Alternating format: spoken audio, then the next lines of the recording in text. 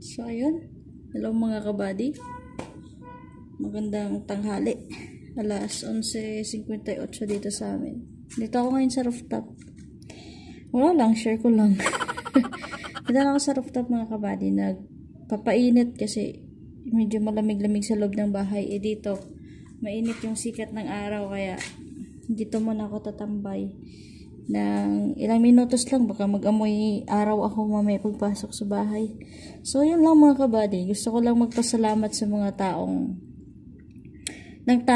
sa mga taong nandyan sa akin sa through ups and down. Syempre una-una dyan yung aking partner, no? Si Founder Janet. At alam ko naman na kung may pinagdadaanan ako, kung may problema ako, nalulungkot ako, pero alam kong mas nalulungkot siya kapag nakita niya akong nalulungkot ako. Pero hindi niya pinapakita sa akin mga kabady na nanghihina siya, kundi parang pinapakita niya na malakas siya. At parang, alam mo yung gano'n na parang, minsan feeling mo parang wala siyang pakialam, pero hindi ko alam na, yan, dinadaan niya pala sa dasal, dinadaan niya pala sa pagpipray yung mga bagay-bagay na alam niya na kinakalungkot ko at kinakabahala ko. So, yung mga tao na nandyan din sa akin, syempre, kina Ate Chris Noas Nasul, sila Ate Marites, Espanyol Kompetente. Nakakatuwa lang yung mga comments din nila sa mga post ko, mga comments nila sa, alam mo yung ganun, simpleng upload mo lang, yung kakulitan mo na nag-enjoy ka lang sa content mo, pero yung dating sa kanila is nakakapagpasaya tayo sa kanila. Nakakatuwa at minsan nakakatanggap ako ng mga notification katulad kahapon kay Ate Chris Noas Nasul, no? Na nag-notif sa akin na may nag-live, parang may pinagdadaanan din yata at parang nanghihinaan din ng loob. Nakatag sa akin yung mention niya na, di ba, ang sabi ni Founder Phil dyan, susuka lang pero hindi susuko. So, nakaka-overwhelm mga kabady na sa simpleng kataga na nabuo natin is pinapalaganap. Pinalaganap, ngayon is pinapalaganap palalo.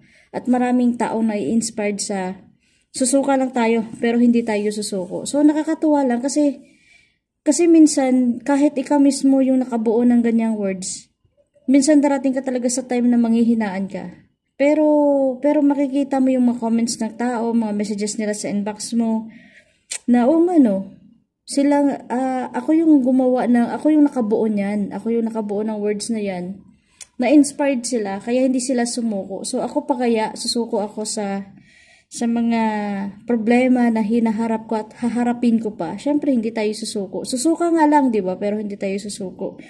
At isa pa si Mayok Julio ng Team Heartstrong 2025. Yung comment niya na natutuwa siya sa content namin, na sa simpleng content lang, sa simpleng kalokohan, sa simpleng pakulo lang sa content namin is natutuwa sila. So, kung natutuwa sila, hindi nila alam na mas natutuwa din kami sa mga nababasa naming comments.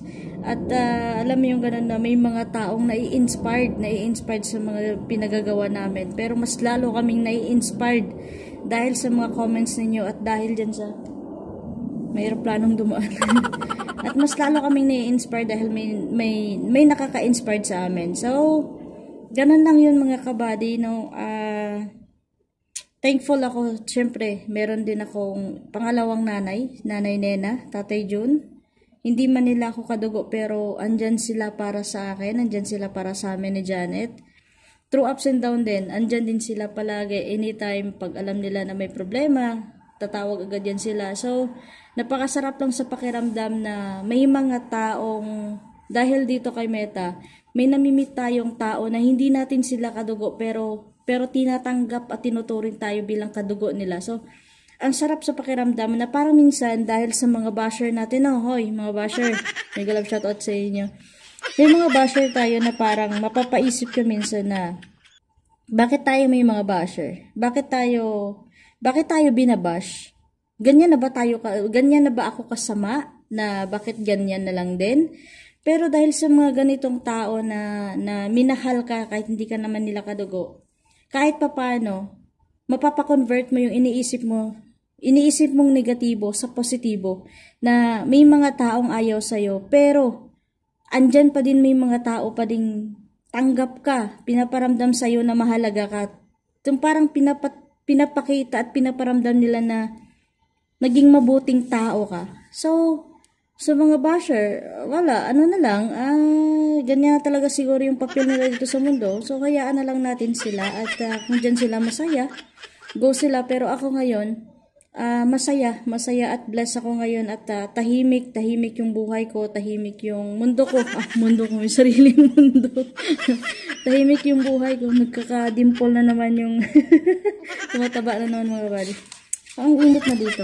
Parang, ang ano lang, parang matawag dito, nawala ako tuloy. Kalimutan ko na. Ano lang ako na masaya ako ngayon na wala akong stress, gigising ako sa umaga, masaya, alam ko lang yung pamilya ko is healthy at safe sila, okay na po ako doon.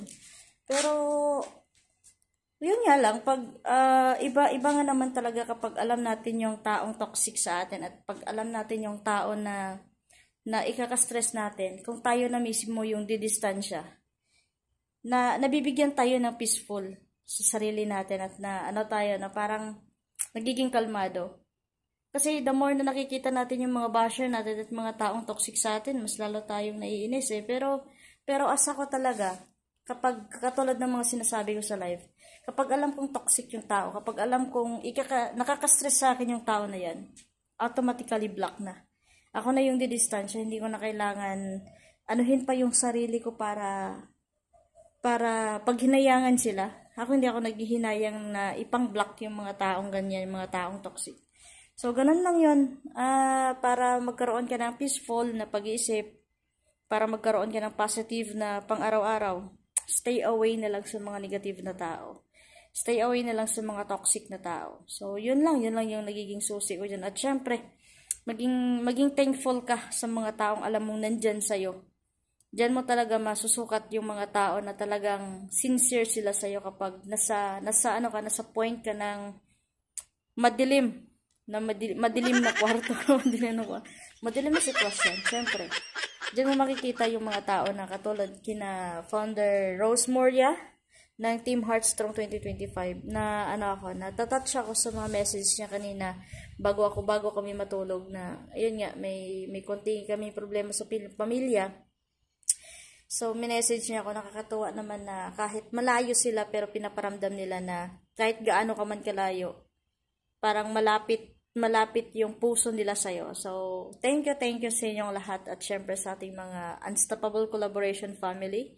Salamat sa inyo din at sa lahat ng tinuturing akong tunay na kaibigan, tinuturing akong tunay na kapatid. Thank you din sa inyo kasi andyan din kayo para sa akin. Hindi ko na kayo maisa-isa, pero syempre, nais ko din magpasalamat sa mga taong ayaw sa akin. Siyempre, diba? Hindi naman yan mawawala eh. Yan nga yung sinasabi natin na magpasalamat ka kung anong meron ka. So, meron akong mga nagtuturing sa aking tunay na kaibigan. Meron din akong mga taong nakapaligid sa akin na tinuturing akong kalaban. So, kailangan natin pasalamatan yan. Maging patas tayo, maging equal tayo. So, yun lang mga kabady at yun nga ang kataga natin. Kahit anong mangyari. Susuka lang tayo, pero hindi tayo susuko. Kaya, laban lang. At alam ko naman na hindi sa lahat ng oras is masaya, hindi sa lahat ng oras is positive lang. May mga times talaga na maranasan mo na may problema, may mga negative, pero tuloy ang buhay at tuloy ang laban ng buhay. So, life must go on, ika nga. Ang importante dyan is wala kang ginagawang masama, wala kang inaapaka ibang tao. At alam mo, naging mabuting tao ka sa kanila. So, go ka lang. At yun, dito ako sa rooftop mga kabady. Time check is 12:07 na, ng tanghali, 12:00 na. So, yun lang mga kabady, share ko lang sa inyo. At maraming salamat, inabot na tayo ng 9 minutes. Ingat ang lahat, God bless, at to God be the glory sa ating lahat. Goodbye mga kabady.